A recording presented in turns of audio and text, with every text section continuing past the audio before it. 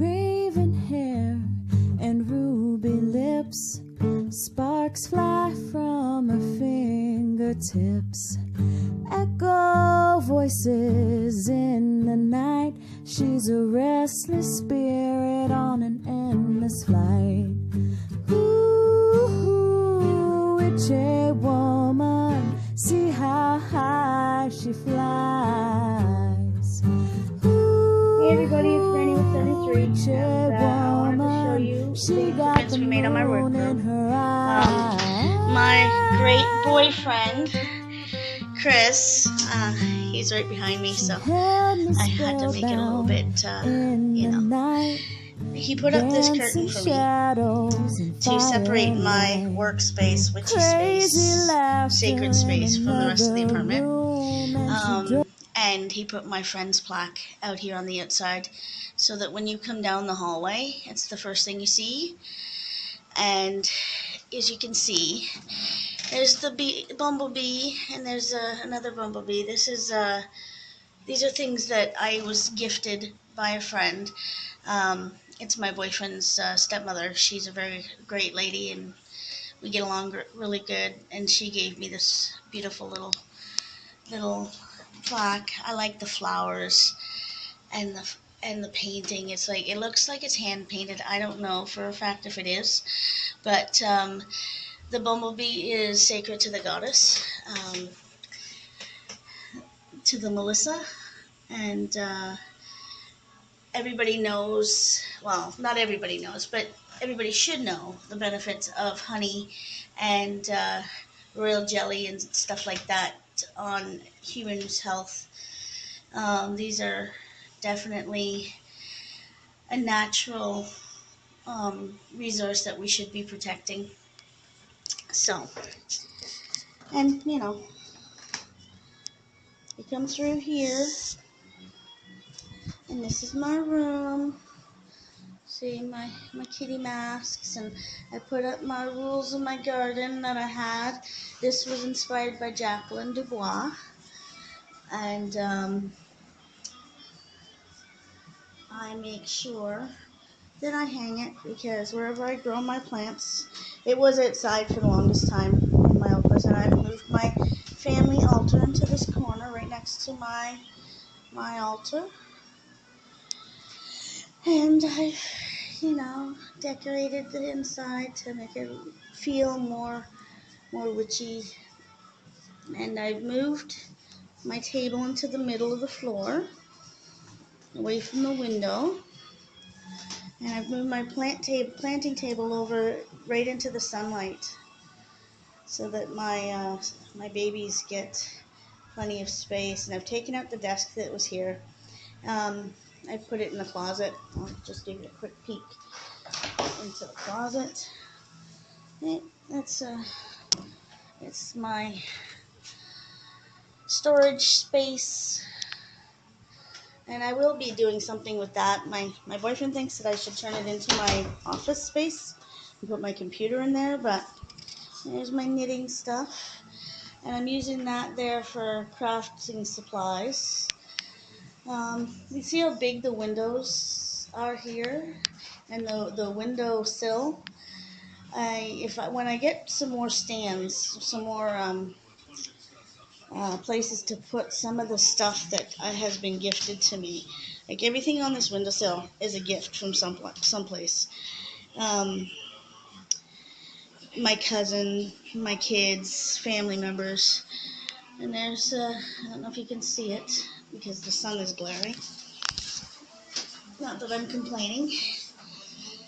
And my star is still up there, and there's my room divider that I'm using for like a stuff hanger. It's got my bags on it that I've been making, and my paints, and my witch's hat, and my green man that my kids bought me. Well, my daughter got me that at a yard sale. And then I've got my pentagram, and my time turner from Harry Potter.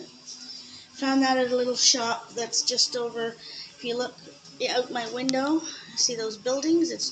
The shop's just on the other side of that church. And And there's my circle of angels. And some more craft supplies. And my little stand here. It's got my incense on it. And in the drawer, got more craft supplies. And of course, there's my little stereo. My witch's bottles will be moved. I'll be putting them somewhere. And then there's my Holly King. I haven't put him away yet. Another angel. A painting that I did. And this will be my herb center. I've got my tincture going here, and I've got some herbs in jars. Unfortunately, my herb collection is rather thin, and I do still have some clutter here. Some stuff that I need to sort through and find places for. These 3 shelves can be utilized a lot better than they have been. And my bookshelf. I still got stuff up here that needs to be hung. And my movies are, as you can see, I've got there's 2 rows in there. I got stuff stacked up on top as well because, I've got a million movies. And more angels. And my winter angels and my spring and summer angels. There's my little fairy house. And these these were wedding things that I found at the thrift store for 3 for $1. So I grabbed them. You never know, right? So, yeah, that's pretty much everything. And it's my reading table where I'll be doing all my reading. Oh, and it's not quite everything because I didn't get a chance to show you. Look at how big my babies are getting. And see, they're just loving the sun. Look at them all. I turn them every day, and to keep them from leaning over, because they will go towards the sun. They will lean towards the sun just like any other plant. But if you don't turn them, then they'll kind of just be bent to one side. But if you do turn them, within minutes they'll be leaning towards the sun again. And if you can see the condensation in there, these guys are really loving it. And I just wanted to show you some ideas, some thrifty ideas to start your seeds. These are just some plastic containers that I had other things in. These were takeout containers, and they've got lids so that they'll do the same thing as this. They'll act like little greenhouses. And you can, if you find that your seeds, at this point, the seeds are okay to get warm because they won't burn as long as you keep them wet. But if you find that they're getting too warm, you just pop a few holes in it, or you can open it up throughout the day and let it air out a bit. And then I've got these. I bought some sliced mushrooms, and these are the containers that they're put in, and then they're wrapped in saran wrap. So I'm using these to start some seeds. I don't like to waste anything. I don't like to throw things away because, there's no point in throwing this stuff into a landfill when you could just wash them and reuse them. And you can use them for anything. Some of these little take-out containers I've used for fridge stuff, like containers to freeze stuff in my freezer, or to put stuff for snacks that I need to take to work or whatever in the freezer or in the fridge. And then I take this in my lunch, and it saves me from buying them. I've already paid for what was in there already, so. And I will be starting these soon. The reason I haven't started them yet is because they will start to grow pretty good. Like, these are going to be getting ready to be replanted soon into their own little pots. And when you replant them, if you're taking them and putting them outside, you don't need to replant them. You can take them right out of these and put them right into the dirt. But I would suggest waiting to start your seeds if you're going to take them outside until it's closer to the last frost of the season, because depending on where you live, if your frost table is, you get a late frost in near the end of April, beginning of May, then I'd wait till the first, second week of May to replant those in the garden. But you can start them in April and have them grow indoors for the month of April, and then just move them outside when you get a good week of some really warm weather to warm up the ground. It's growing things, especially when you're growing things outside. It's not hard to do. There's not a lot of science to it because you see the little guys in there, because Mother Nature does most of the work, right? You don't have to second guess her, and she knows exactly what she's doing. So, you know, don't don't fool yourself into thinking that gardening is hard. You know, weeds aren't exactly bad for your garden. Some weeds can be good for your garden because they loosen up the soil and they aerate the soil naturally. You don't have to do anything. Um, and some of them are edible. Some weeds are not weeds at all, like dandelions. People hate them in their lawns, but you can use dandelion for a lot of stuff. Dandelion root, and I've said this before, the flowers can be eaten, the leaves can be eaten, the roots can be used. The milk in the dandelions are good for stomach ulcers. You know, it's a matter of having the will to, do something with what you have. Anyways, these are little yogurt containers, Activia, see? And I've saved them, and this is a gift that I got. This is a plastic container for Quality Street. I got this for Christmas. My boyfriend really likes these chocolates. And I'm going to use these little containers as little starter pots for some seeds, and I'm going to put a seed in each one, and then I'm going to gift these out to people. Once they get to about that size there, where they're ready to, go wherever they want, into the ground or into a bigger pot, then I'm going to give these to people as gifts. And these, I can do the same thing with. These can have 2 plants in them to start. These are the seaweed snack containers that I saved. As you can see, I had quite a few of them. Some of these are mine, and some of these I've kind of liberated from my daughter's house. And then, of course, I've got these pots where you can put 3 or 4 plants in. And you can either put 1 plant in this and keep it in there as long as it's a shallow-rooted plant, because otherwise the roots will become impacted and it will stunt the growth of the plant. But if you're just starting seeds in here, you can put 4 or 5 seeds in here and have them grow until they're ready to go into a different potter or into the ground, And I also wanted to show you this. These are containers that I got from the dollar store, and they're for organizing your nuts and bolts and your screws and nails, stuff like that. I use them for my seeds. And I'll just show you. Of course, here we go. And here I've got these are tomato seeds. These are pepper seeds. These are hot pepper seeds. And I've got pinto beans, and I've got sweet peas. And I've got dill, which I will be growing. These I got from the dollar store.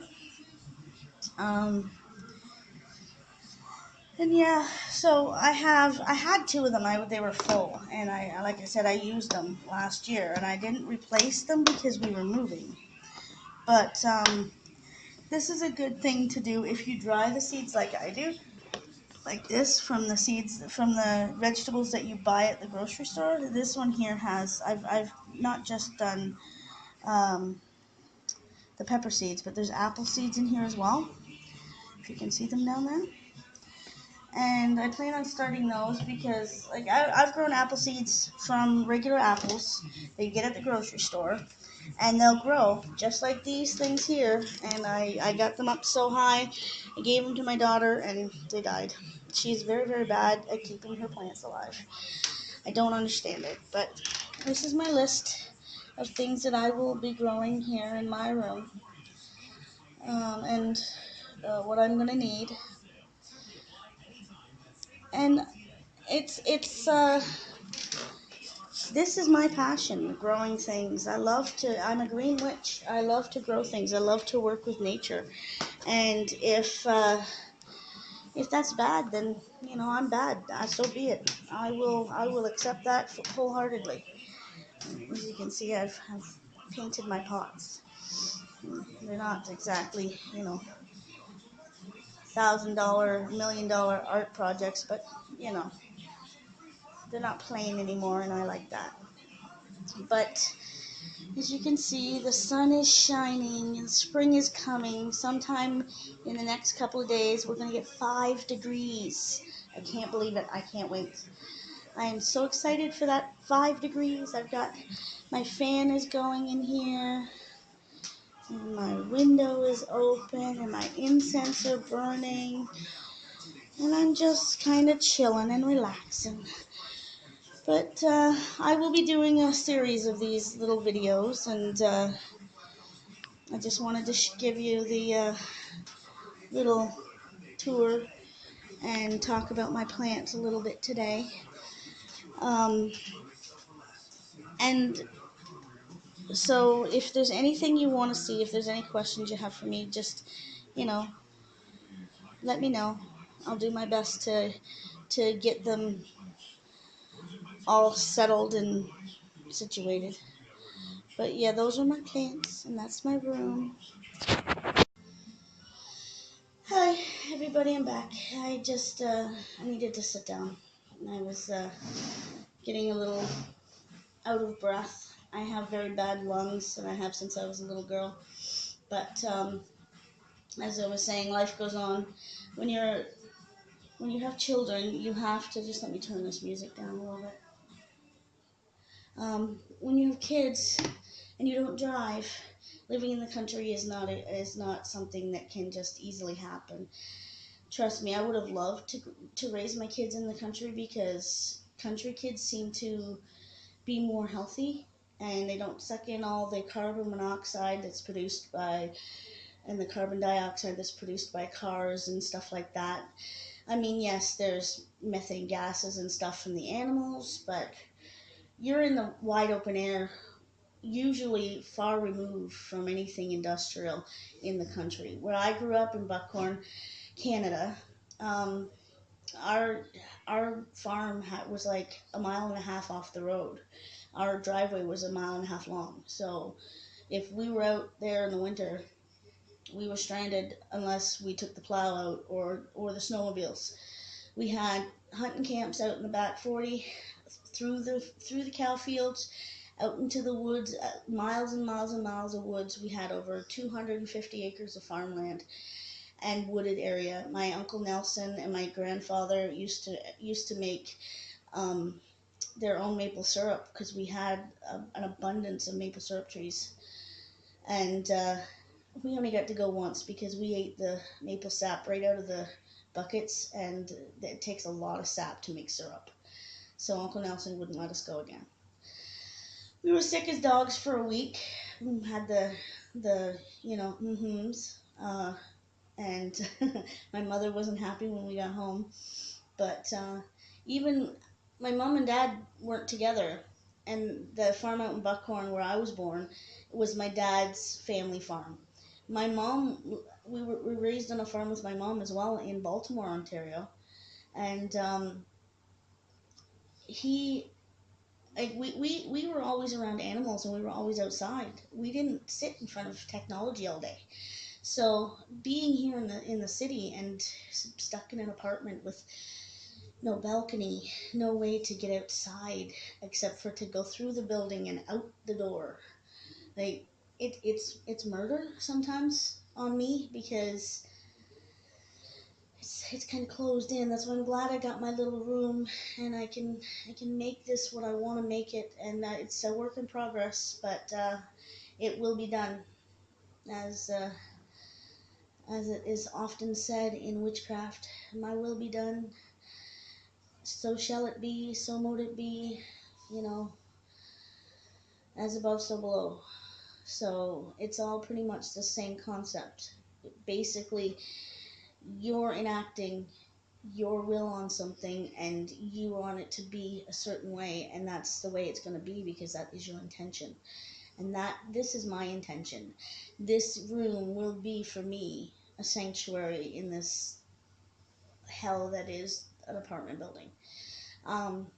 When I moved to the town and I had the house and we had this big backyard, and I could go outside in the morning and have my coffee and sit there in the silence before the city woke up.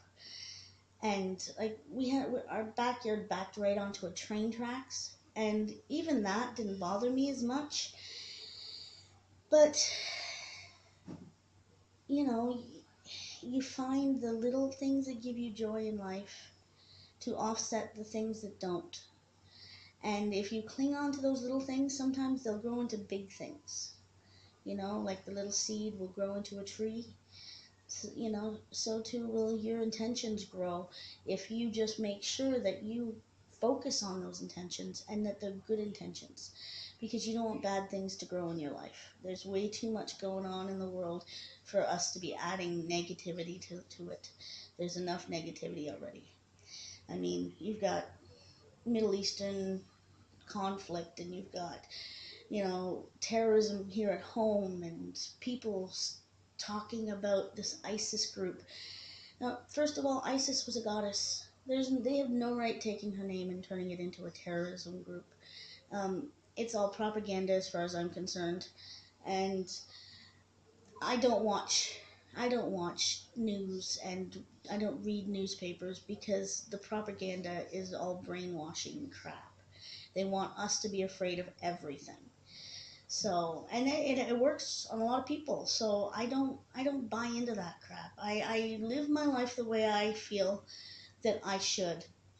I teach my kids the way I feel that I should.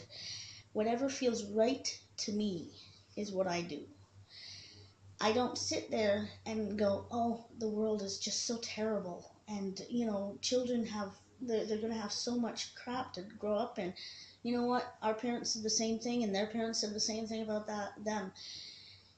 You can't live like that. You can't live and be afraid of everything. You can't be afraid to live because, you know, once your kids get out there, they learn from you. They learn your fears. What are they going to do?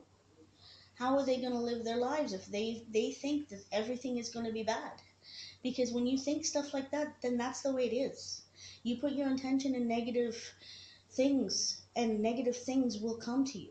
It's the law of attraction. It's the law of the universe. What you think about, you bring about. So everybody in the world is magical, and we all create our own existence and our own realities. So if you want a good reality, think good things, and, you know, take a lesson from the plants. They don't care about the state of the world, and they don't exert too much effort to grow. They reach for the sun, and all they've got in their tiny little minds when they're growing is, I gotta grow. And so that's what they do. They don't think about their death or, you know, the state of the world when they're doing it. So why should we? We're living, growing things too. And so that's my rambling for today. I'm going to have a few more things going on. I plan on getting some growing medium for my other plants. And I want to start my dill. So, and I am going to I have more stuff on my list that I think I showed in another video. I have rosemary and lavender that I still want to get, curry, you know, other stuff like that, lemon balm. So, and rose. I want to grow see if I can grow some roses inside, because, you know, even the mini ones, because, you know, the rose petals and the thorns can be used in spellcraft. You can use them to make tinctures. Rose water is something that was really, really popular in the 1930s. If you get a chance, Google it. It's something that you can use for your skin. A lot of people would go to healers to get it, and now I think they make it synthetically. But if you can make your own, then it's better for you. So blessed be everybody, and leave me some comments and subscribe, and I will see you later.